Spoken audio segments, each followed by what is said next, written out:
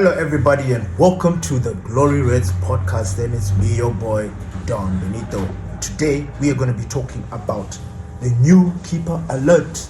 What's happening there? Apparently Dournaruma exit to PSG. We're going to be talking about that. The next thing that we're going to be talking about is the strikers situation at Manchester United.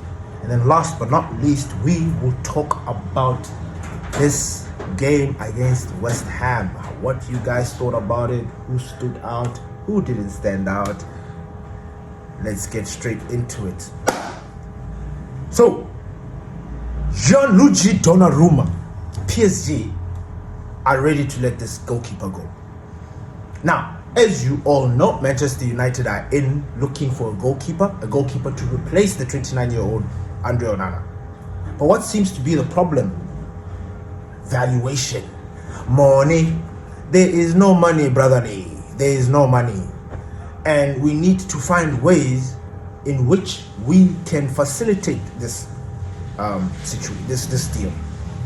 But I wanted to talk about Donnarumma because you know what? I never thought in my wildest dreams, again, this transfer window has proven again that, look, football doesn't particularly have to be one way. It doesn't particularly have to look the other way. It can just be. Football can just exist and we can just play football. The reason why I say this is because when I look at this transfer window, this particular window, there's a lot of movement that you can arguably say that the new generation of football players, whether it is the football players or the clubs, but you can see there is a deterioration when it comes to this longevity in players staying in one club for a very long time, And when I say that, I'm talking about the Ryan Giggs, I'm talking about the Vincent Kompany's, the Steven Gerrards of this world, the Frank Lampards of this world, the Tottis, the Del Pieros, the people that stuck with their clubs until death did them part, until everything fell apart for them, whether they retired, whether they came back.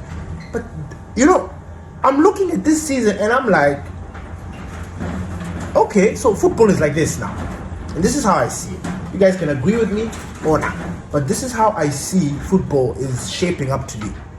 You sign a player, he comes in, does a job, he bounces. If he wins the cup with you guys, you do not waste time holding on to these players. It's almost like you've brought in, which is actually, when you think about it, when you deep it, it's actually supposed to be like that. You bring in players, they come in, they bolster the team, they help the team move forward, win trophies, and then they leave. Their job is done, right?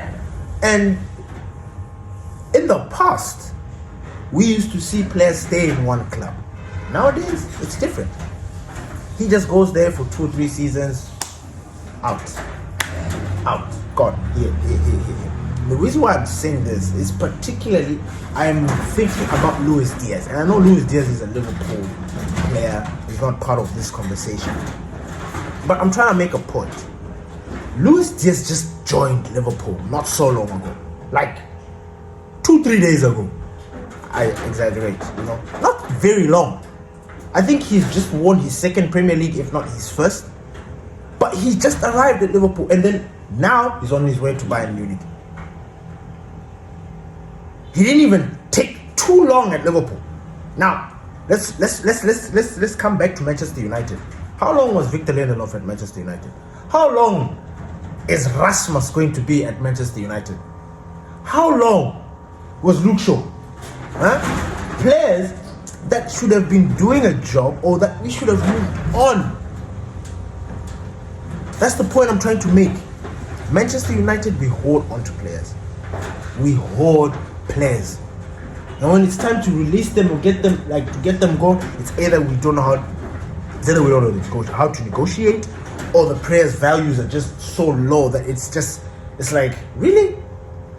Do we even need to sell this player or what? It just seems like it's always shambles when it comes to Manchester United. But you look at other clubs, the recycling is just phenomenal. You look at Chelsea. Chelsea is the prime example of a team that recycles player on a daily basis, like on a season basis. Noni Madueke just arrived. He's gone. Whoever, gone. They are not wasting time. Our club, however, Manchester United, yes, we are in this financial difficulty, and that's not our problem. These guys need to fix this. So how the hell are we supposed to progress as a club if our club is not moving the way it's supposed to move? So these are the things that just annoy me, and it's just like, what?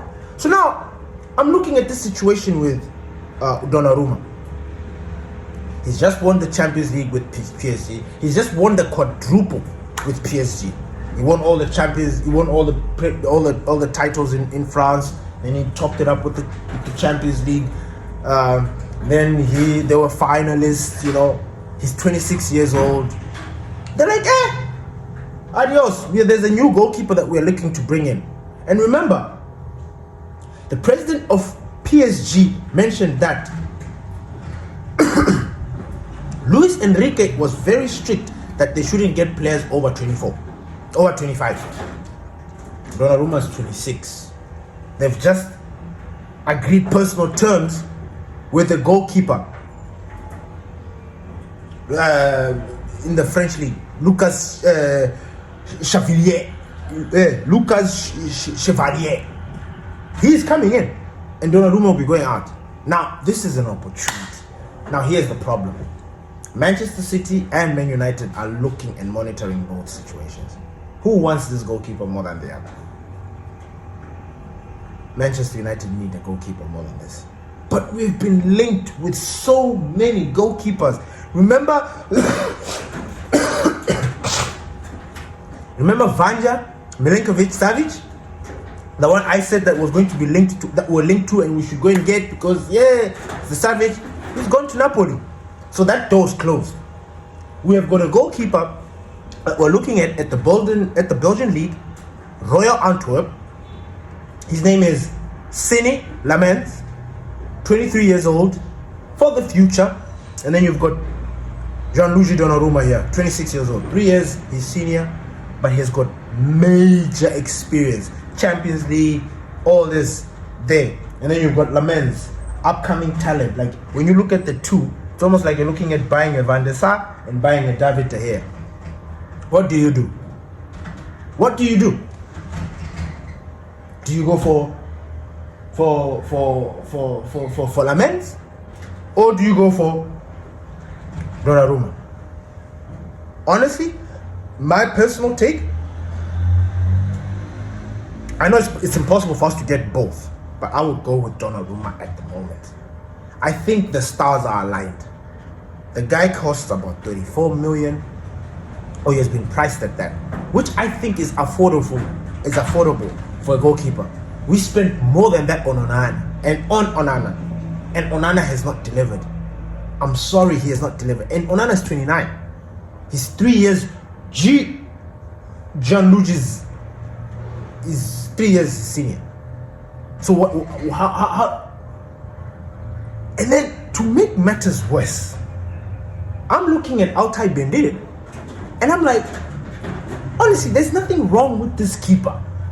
I don't know why we are scrambling to get a keeper. I get it. It's the gaffer's preference. The gaffer's the one that chooses. Maybe he doesn't think that Bayandi is up for it. But I look at Bayandi play.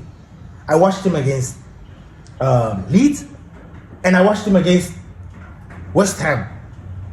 And I'm sorry to say, there's nothing I can say wrong about that guy. Even last season we were surprised that he was knocked out of the running of, I think he was playing the Europa, right? Oh, you know, he had his moments where he was playing well, and you thought, Donnarumma, I'm sorry, Altay, you're going to continue. He was cut. And I'm looking at him this preseason again, and I'm like, you know what, this guy's not too bad, but I guess we need a goalkeeper. So if we are to go for a goalkeeper, who is it that you go for? Ladies and gentlemen, please leave your comments down below. I personally will go with Donnarumma because I've seen what he is capable of. He has played in numerous finals. he has suffered under us, to the hands of Manchester United. Remember when we used to face PSG and we would beat them and they would beat us and it was a shared experience. We faced Donnarumma. He's a very good goalkeeper. He is a generational talent. He really is. Or is he? I mean, not now. I mean, of his generation, yes, but not now. And I honestly, I think we need to go for Donnarumma. The only problem is that Man City are in for him. Man City and we, Manchester United, we don't do too well.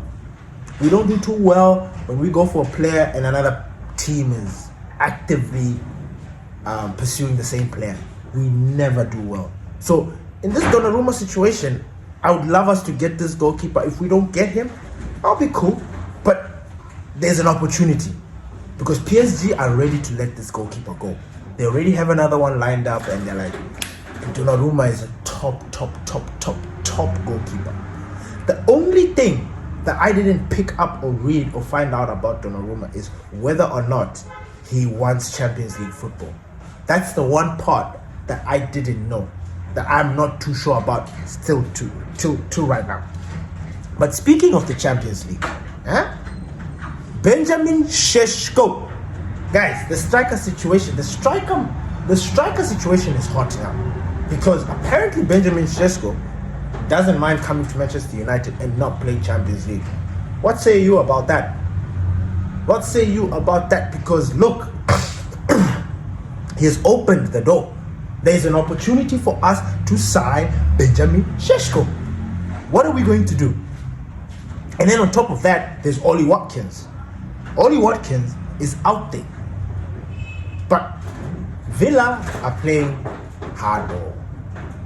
They're making it seem like he's ungettable. Yes, they did put out a statement saying that Ollie Watkins is not for sale.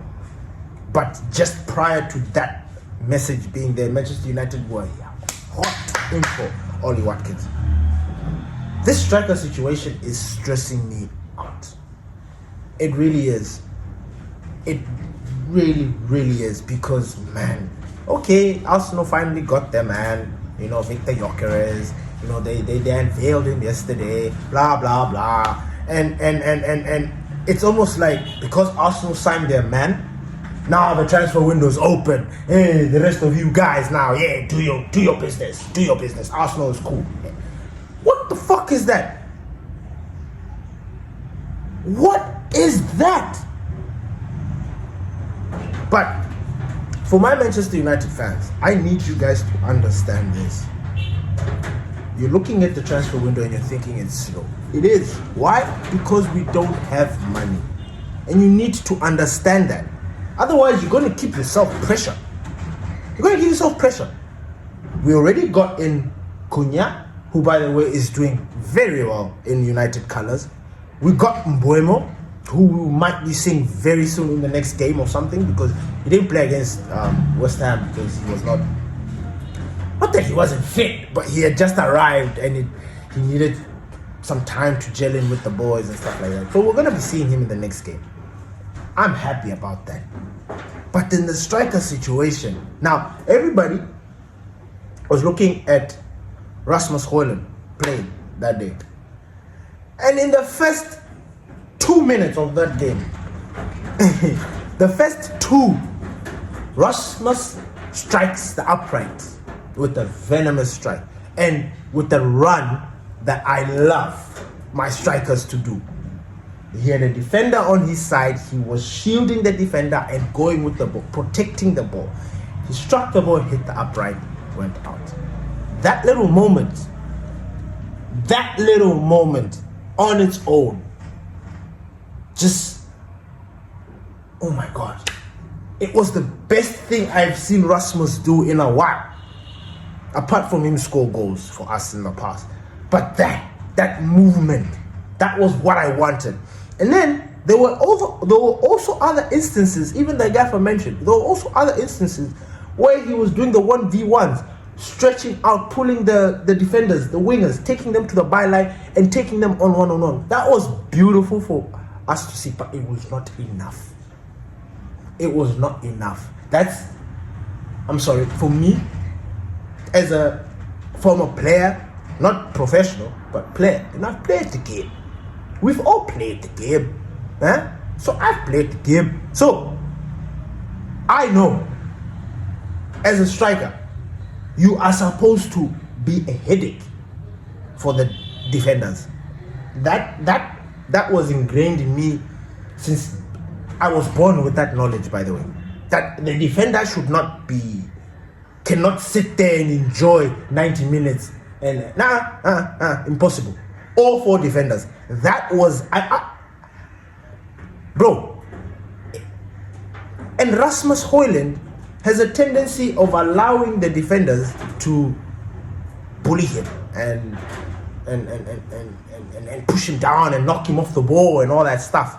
I get that, but I don't like it. You're supposed to be strong. You're supposed to show these guys that you are here. You know what I'm saying? With your chest. I'm here. I'm the striker. I'm going to give you problems. You know? You look, I'm sure you guys remember all this. I'm sure you remember Cristiano Ronaldo and Ashley Young. The feisty that they used to have.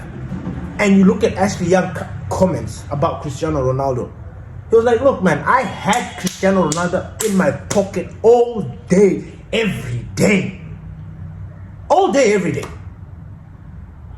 You know, do you even remember Cristiano Ronaldo trying to run away? And I'm not saying that this is what Rasmus is doing. No. But you need to be tough. You need to be tough because this is the Premier League. Ashley Young said that Messi is the GOAT because it was impossible to catch Messi, but very possible to catch Cristiano Ronaldo. Now, I'm not saying Rasmus Højlund is in that level. I'm not saying he's Lionel Messi or Cristiano Ronaldo. Hell no. My point is, as a striker, you are supposed to be a menace to society. You are supposed to be a menace to the opposition's box. You're supposed to be a pebble. You know when you've got a pebble in your shoe and you keep knocking it around, that irritates. You are supposed to be that. And I saw bits and glimpses of that in Rasmus Højlund in the game, but it wasn't particularly and now I sat there thinking to myself, I understand why we really need a striker. Because again, Obi's a child. And as much as I was saying last season that, yeah, man, I can't wait for Obi to that, he's still a child. When I look at the other teams, my God, Chelsea, Arsenal, Liverpool, Jesus Christ. It's, man, just thinking about them is like, hey. You know what I'm saying? It is hard because everybody's bulking up. Everybody's on steroids, like injecting. What is Manchester United doing? Or just chilling. Now, this is not a rant.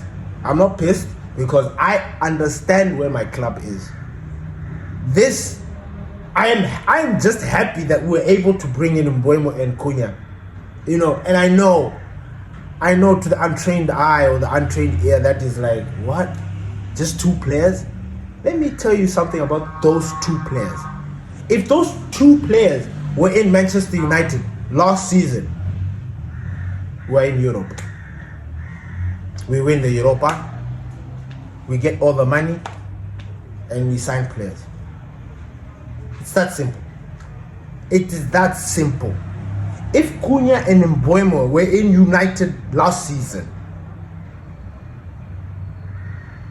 we are in the top 6. We are in Europe. Finished and clear. I'm telling you. Because our defense was not bad. We lacked goals. Goals were our biggest problem at Manchester United. Goals. Nothing else. Goals. We couldn't score. We couldn't bloody score, brotherly. We couldn't score. Now we have solved that problem with 2 players. 2. Yes, Cunha hasn't scored, but you've seen the glimpses of him in the preseason. You know that, look, okay, I'm not deep in this preseason. Like, I'm watching and I'm enjoying and I'm seeing my players. For example, I'm enjoying seeing Ugarte. Yeah? Ugarte in the last game, oh, wow. Kobe Mainoo, on the other hand, was a little bit tricky for me. Can we unpack? Right. Now, Kobe Mainoo is a fantastic player. Absolutely beautiful. He's a mercurial player. But there is something about his game that he either improves it, and he, like when I say that, he has to master this thing, or he stops it completely. And he pivots another way or finds something. There is something that Kobe is doing. And the gaffer mentioned it, and I'm like, I agree with it. But on a full pitch, it makes no sense. So Kobe is playing like a futsal player. He's playing like he's in a small pitch. Makes no sense. I don't get it. Even the way he is dribbling. Okay, now, you know what? Let me take it back. Let me dial it back. First of all, we're talking about preseason against West Ham. Second of all, I need to mention that the pitch at the Met whatever, that stadium, was not good. It caused our players to be weird. Anyway, having said that, now we move on. What the fuck? Sorry, I lost my train of thought there.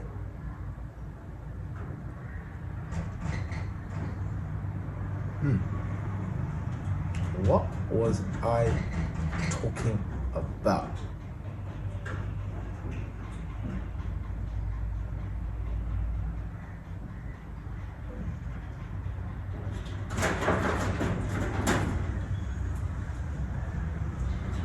So this preseason, yeah, we've seen our players shine. We've seen them do their thing. And then I'm looking at Rasmus Højlund and him doing all the way he was playing. And anyway, Kobe Mainoo,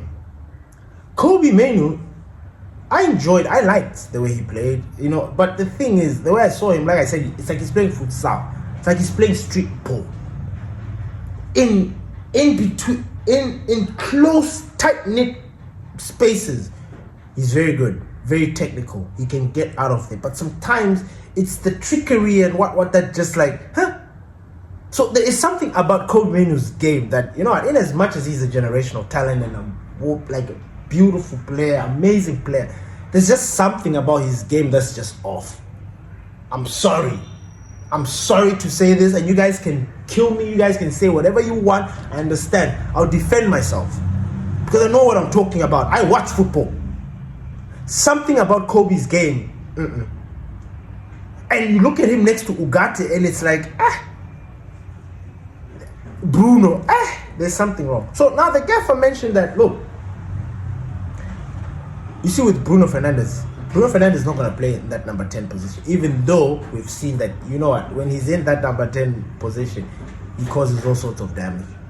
You know, he scored his second goal when he was in that number 10 role, you know, that nice, it was a beautiful goal. I loved it. But then there was something that the gaffer said in the press conference. I don't know if it was the second one or the very first. I think they were trying to talk about Bruno's role in the team, because I think they were, if I'm not wrong, and correct me if I'm wrong, I think they were trying to say something about Bruno. We lost the money, 100 million, blah, blah, blah. How are we going to deal with it? And he was basically, no, I lied. I think the journalist asked him, like, is Bruno going to be deployed in that number 10 position, blah, blah, blah. And the gaffer gave an answer that was on the lines of, look, Bruno Fernandes, when he's allowed space to think, you know, to see the picture, the pitch view, he is one of the most deadly players. And I agree. When Bruno's given the time to look and make decisions and he becomes... And then the gaffer said, look, the only thing that was missing when it comes to that Bruno Fernandes mentality was the runners off the ball. You see where we're going with this? Brian Mboemo, Amad Diallo, Mateus Cunha, Dogu, Rasmus, Mount, Shido. These players are going to be the outlets for Bruno. So Bruno will be there either next to Ugarte or Casemiro, floating in that midfield, pinging balls. I think that's how it is going to be this coming season. Bruno Fernandes is going to be in that pivot too, with either Ugarte or Casemiro. And then as the game progresses, I think he'll be moving either he'll be staying in that position or he'll move up into that number 10 position. But Bruno, I think I finally found the position that he's going to. I think I finally found out what's going to happen with him and his situation there. But, ladies and gentlemen, we played West Ham. We beat them 2-1. It was a very, very good game. I don't want to go too much in on these players, but one player didn't play very good and actually in fact was responsible for us conceding the goal against Bournemouth. Aiden Heaven. Heaven didn't look particularly composed. He didn't look okay. He didn't look relaxed. I don't know. It was almost as if he was laboring too much or he was trying too much. But it wasn't working out. He was making a lot of mistakes. He didn't look comfortable on the ball, which is weird because we've already seen him play. But other than that, he was alright. Delict, top. Euro, top. When I say top, I mean top players, top performances.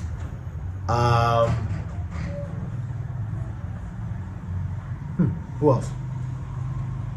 Friedrichsen is a player that I want to give a special shout out to. I like this player. I like this defender. He is unlike what we have ever come across at Manchester United. Unique in the sense that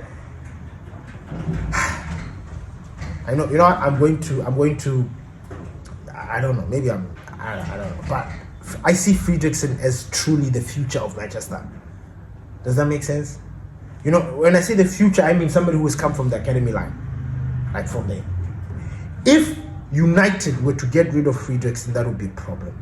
And also, I don't mean problem because that kid is it. Friedrichsen is good. He is so bloody good. We shouldn't think about signing defenders. Like I think we're stocked up in that situation. And when I say in that situation, I mean even now, next season, I don't think we need to buy defenders unless maybe we get rid of, maybe let's say Maguire leaves. We need to replace Maguire, or if another defender leaves, we're going to have to replace them. But it shouldn't be like, because the defenders that we've got are good. I was particularly happy with Euro. Friedrichsen helped me, Delict. It was just Aiden that wasn't good, in my opinion. He wasn't good. You could easily say that he was responsible for that goal that Bowen scored. A lot of the attacks came in his flank.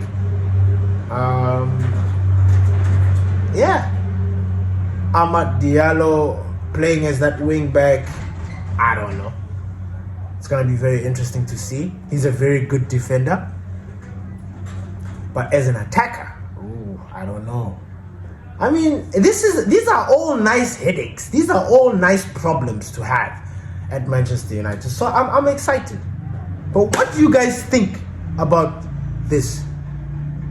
Manchester United are in for Dournaruma, Benjamin Sesko, Oli Watkins. What say you about this latest Manchester United? And don't forget, we are now on Spotify. So if you like to use Spotify, please look for Glory Reds FC on Spotify, and we're there. Please support us. We are trying to get to 100 subscribers, and we need all your support. It's your boy Don Benito. Peace.